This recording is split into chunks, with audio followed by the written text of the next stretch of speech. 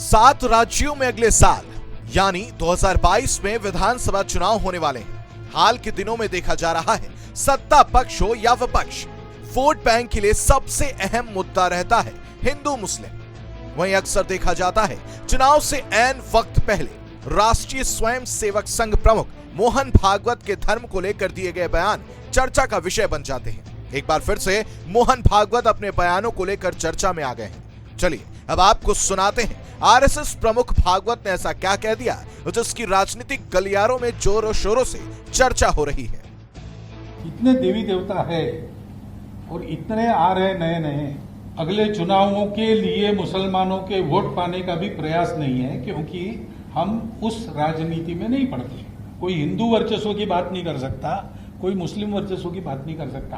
भारत वर्चस्व की बात सबको करनी चाहिए। हम भारत के सब लोगों का डीएनए, सब लोगों का निरपवाह डीएनए समान है कि अगर हिंदू कहते कि यहाँ एक भी मुसलमान नहीं रहना चाहिए तो हिंदू हिंदू नहीं रहेगा। लिंचिंग करने वाले ये हिंदुत्व के खिलाफ जा रहे हैं। आरएसएस प्रमुख भागवत के इस बयान को लेकर एआईएमआईएम प्रमुख असदुद्दीन ओवैसी और कांग्रेस के वरिष्ठ नेता दिग्विजय सिंह ने निशाना साधा। ओवैसी ने कहा कि कायरता, हिंसा और कत्ल करना गोडसे की हिंदुत्व वाली सोच का ही हिस्सा है। तो वहीं दिग्विजय सिंह ने पूछा, क्या यह शिक्षा आप मोदी, शाह और भाजपा के मुख्यमंत्री को भी देंगे? दरअसल एआईएमआईएम प्रमुख असदुद्दीन ओवैसी ने सिलसिलेवार ट्वीट कर मोहन भागवत को घेरा।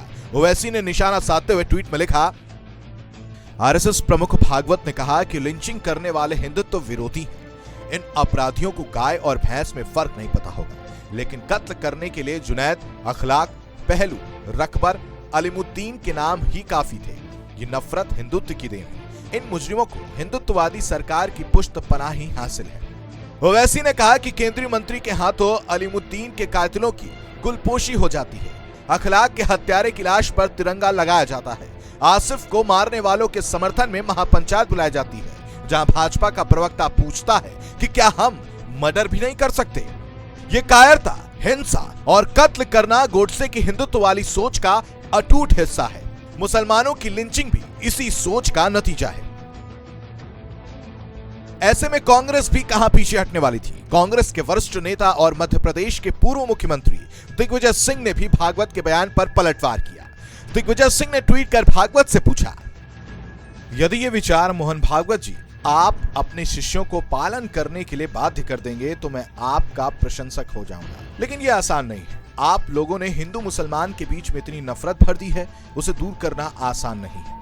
सरस्वती शिशु मंदिर से लेकर संघ द्वारा बौद्धिक प्रशिक्षणों में मुसलमानों के खिलाफ जो नफरत का बीज बोया गया है वो निकालना आसान नहीं है।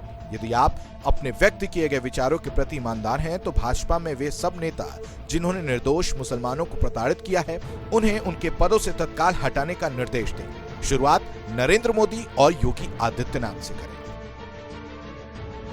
मोहन भागवत के बयान पर सियासी महाभारत छिड़ी हुई है और इस सियासी महाभारत में भागवत के जुबानी तीरों को पार्टी को घायल करने वाला बताने में ओवैसी और कांग्रेस समेत अन्य दलों ने कोई कोर कसर नहीं छोड़ी है। लेकिन यह तो वक्त ही बताएगा कि राजनीति के रण में ऐसी जुबानी तीर किसे घायल करती है।